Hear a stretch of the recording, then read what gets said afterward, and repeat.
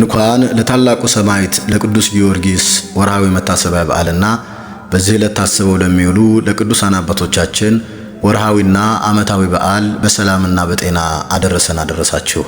በስመ አብ ወወልድ ወመንፈስ ቅዱስ አሃዱ አምላክ አሜን። አቤቱ መድኃኒታችን ኢየሱስ ክርስቶስ ሆይ ዛሬ በታላቁ ሰማዕትህ በቅዱስ ጊዮርጊስ መታሰቢያ ቀን በፊትህ ቆመን እናመሰግንሃለን። በቅዱስ ጊዮርጊስ የታየውን የእምነት ጽናት፣ የፍቅር ሕይወት፣ የመስዋዕትነት መንፈስ በእኛም አብዛልን። አቤቱ አምላካችን ሆይ ቅዱስ ጊዮርጊስ የዓለምን ክብር ትቶ የሰማይን ክብር መረጠ። የንጉሥን ትእዛዝ ሳይፈራ አንተን ብቻ መለከ። ሥጋው ቢጎዳ ነፍሱ ግን አልተናወጠችም። እኛም ዛሬ በፈተና ጊዜ እንዳንወድቅ በእምነት እንድንጸና አንተ አግዘን።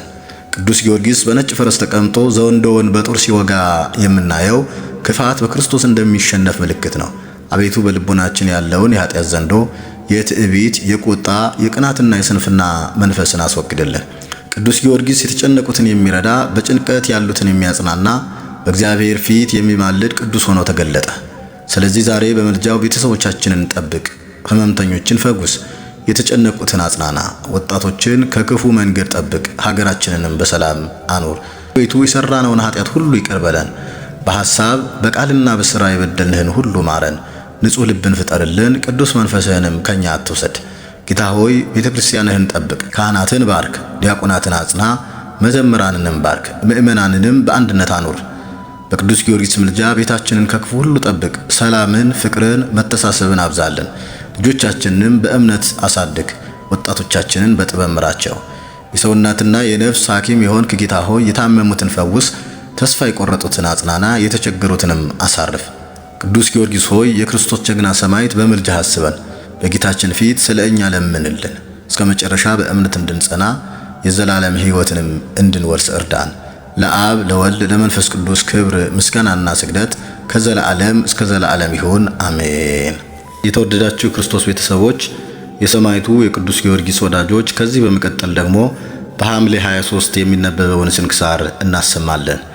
አንድ አምላክ በሆነ በአብ በወልድ በመንፈስ ቅዱስ ስም ሐምሌ 23 በዚህች ቀን ቅድስት መሪና ሰማዕት ሆነች። የዚህችም ቅድስት የአባቷ ስም ዳኬዎስ ነበር። እርሱም በአንጾኪያ ሀገር ለጣዖታት ካህናት አለቃ ነበር። ያን ጊዜም ንጉሡም ከሃዲው ዳኬዎስ ነበር። 5 ዓመትም በሆናት ጊዜ እናቷ ሞተች። አባቷም ከከተማ ውጭ ለምትኖር ሞግዚት ሰጣት። እርሷም ክርስቲያናዊት ነበረች። የክርስቶስ የሆነ የሃይማኖት ትምህርትን ሁሉ አስተማረቻት።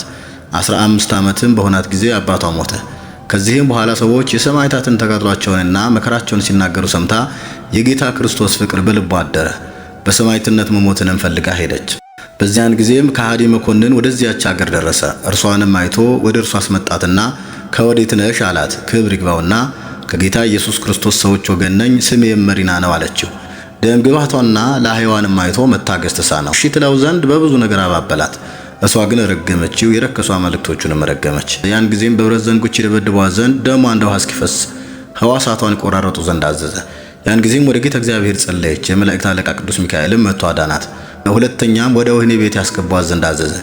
ጌታችንም ወደ ሰማይ አውጥቶ የቅዱሳን ሰማዕታትና የጻድቃንን ማደሪያዎች አሳይቶ ወደ ቦታዋ መለሳት። በማግስቱም ሥጋዋን በመጋዝ እንዲሰነጣጥቁ ጎኖቿንም እንዲሰነጣጥቁና በእስር ቤት እንዲጥሏት አዘዘ። ያን ጊዜም የመላእክት አለቃ ቅዱስ ሚካኤል መጥቶ አዳናት።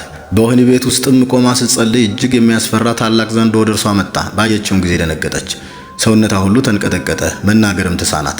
ያን ጊዜም እጆቿ በመስቀል ምልክት አምሳል እንደተዘረጉ በልቧም ስትጸልይ ወደ እርሷ ቀርቦ ዋጣት። ያን ጊዜም ሆዱ ተሰንጥቆ ያለ ጉዳት ወጣች፣ እግዚአብሔርንም አመሰገነችው።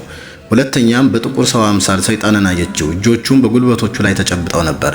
ፊቷንም በመስቀል ምልክት አማትባ በራሷ ጠጉር ይዛ ደበደበችው፣ በእግሮቿ መረገጠችው። ያን ጊዜም ክብር ይግባውና የጌታ ክርስቶስ ዕፀ መስቀል ተገለጠላት።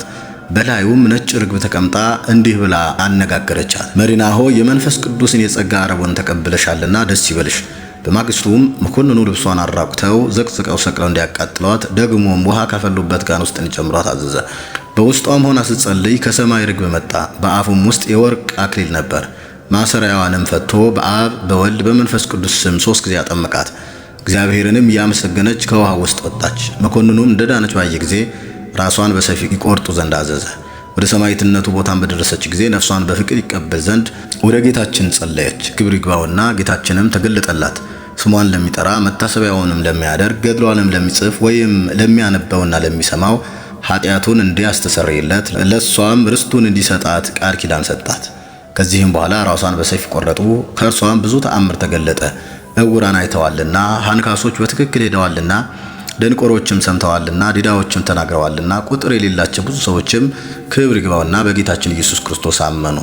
ለእግዚአብሔር ምስጋና ይሁን። እኛንም በቅድስት መሪና ጸሎት ይማረን፣ በረከቷም ከኛ ጋር ይኖር ለዘለዓለሙ አሜን። ሰላም ለመሪና ገባሪተ ኃይል ወመንክር ለእለ ይጼጉ ስማ ውስተ ገጸ ኩሉ ብሔር ኃይለ ሰማያት ነሲአ እንዘይእቲ እምድር እስከፈጸመ ጸሎታ ለሰይጣን ህሱር ከማአሳእን ኬደቶ በእግር። በዚህችም ቀን ከቀጰዶቅያ ሀገር ለንጊኖስ ሰማዕት ሆነ። ይኸውም ቅዱስ ከጲላጦስ ጭፍሮች ውስጥ ነበር። ጌታችን ኢየሱስ ክርስቶስ ስለ ዓለም ድህነት መከራ እንዲቀበል የፈቀደበት ሰዓት በደረሰ ጊዜ በእርሱ ላይ የፈለጉትን ያደርጉ ዘንድ ለአመፀኞች ፈቅዶላቸው ነበር። ይህም ለንጊኖስ ጌታችን ይሰቅሉት ዘንድ ጲላጦስ ካዘዛቸው ወታደሮች ውስጥ ነበር። በመስቀል ላይ ከሞተ በኋላ ጌታችንን የቀኝ ጎኑን ወጋው፣ ከጎኑም ደምና ውሃ ፈሰሰ። ይህንንም አይቶ እጅግ አደነቀ። ከዚህም በፊት ፀሐይ እንደጨለመ ጨረቃም ደም እንደሆነ አለቱም እንደተሰነጠቀ ሙታንም እንደተነሱ አይቶ ነበር። ጌታችንም በተነሳ ጊዜ ስለ ትንሣኤው የሆነውን ሰምቶ ይህን ምስጢር ይገልጽለት ዘንድ ወደ እግዚአብሔር ጸለየ። ሐዋርያው ጴጥሮስንም ላከለት። እርሱም ነቢያት ስለ ጌታችን ስለ መከራው፣ ስለ መስቀሉ፣ ስለ ሞቱ፣ ስለ መነሳቱ፣ ስለ እርገቱም ትንቢት እንደተናገሩ ነገረው። እርሱም ከቅድስት ድንግል በሥጋ ተወልዶ ዓለምን ለማዳን የመጣው የሕያው እግዚአብሔር ልጅ ክርስቶስ እንደሆነ አስረዳው። ያን ጊዜም በቅዱስ ጴጥሮስ ቃል አመነ። የምድራዊ ንጉሥ አገልግሎትንም ትቶ ወደ ቀጰዶቅያ ሄደ። በውስጧም ክብር ይግባውና በጌታችን በኢየሱስ ክርስቶስ ስም እንደ ሐዋርያ ሰበከ። አይሁድም በጠላትነት ተነሱበት፣ በመሳፍንትም ዘንድ ከሰሱት፣ በላዩም የሐሰት ምስክር አስነሱበት። ስለዚህም ራሱን በሰይፍ አስቆረጡት። የሰማዕትነትንም አክሊል በመንግሥተ ሰማያት ተቀበለ። ለእግዚአብሔር ምስጋና ይሁን፣ እኛንም በቅዱሳኑ ጸሎት ይማረን ለዘለዓለሙ አሜን። ሰላም ለለንጊኖስ ዘይሮታ አምላክ ቀጸበቶ ለጴጥሮስ ረድ ከመ ይትወከፍ ትምህርቶ ከመ ኢያሐስብ ቦቱ ዘኩናተ እዱር ግዘቶ በኃጣውኢሁ ለዘኢፈቀዶ ሞቶ ምህረቶ እሴብሕ ወአዲ ትዕግሥቶ። በዚህችም ቀን የአብጥልማዎስ መታሰቢያው ነው። በረከቱ ከኛ ጋር ትኑር ለዘለዓለሙ አሜን። ጌታ ሆይ ከብልጽግናቸው ብዛት የተነሳ ብዙ መባ ካገቡት ይልቅ የድሃይቱን አነስተኛ መባ እንደተቀበልክ ለሁል ጊዜ የሚያገለግሉ አእላፍ መላእክትን እያሳሰብኩ በችግር ጊዜ የማቀርብልህን ምስጋና ተቀበል። እናንተም ቅዱሳን ነቢያት፣ የወንጌል ሰባኪያን ሐዋርያት፣ ሰማዕታትና ጻድቃን፣ ትጉሃን መላእክት፣ ፍጹማን ደናግል እንዲሁም ደጋጎች መነኮሳት ሆይ ልጅ አዋቂ ሳይለይ የምንሰበሰብበትን የጉባኤ ቦታ ባርኩ። ይህን መጽሐፍ ወረቀት አዘጋጅቶ ብራና ዳምጦ የጻፈውና ያጻፈውም ከግዕዝ ወደ አማርኛ የተረጎመውን ቃለ ንባቡን በእርጋታ መንፈስና በተመስጦ ሕሊና ያዳመጠ በደለኛን ሁሉ የምታስምር የጌታ እናቱ በማርያም ጸሎት ኢየሱስ ክርስቶስ በአንድነት ይማረን። ከዚህ በመቀጠል በዕለቱ በቅዳሴ ሰዓት የሚሰበከውን ምስባክና ቅዱስ ወንጌል እናሰማለን። ምስባክ ኢይቀስፍ ወትረ ወኢይትማዓ ዘልፈ አኮ በከመ ኃጢአትነ ዘገብረ ለነ ወኢፈደየነ በከመ አበሳነ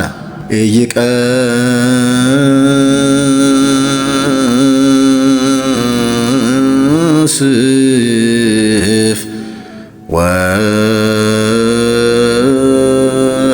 ወትረ ወኢይትማዓ ዘልፈ አኮ በከመ ኃጢአትነ